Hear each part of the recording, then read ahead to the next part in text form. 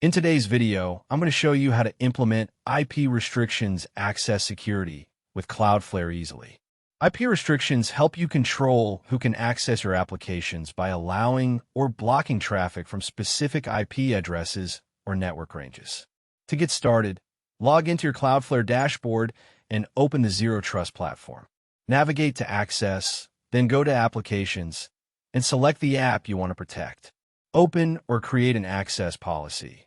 Then add IP-based rules under the policy settings to include or exclude specific IP addresses or IP ranges. Once saved, Cloudflare enforces the policy in real time, blocking or allowing access before users can reach your application. This gives you stronger control over who can access your resources and improves overall application security. Thank you for watching this video. Please feel free to use the affiliate link in the description.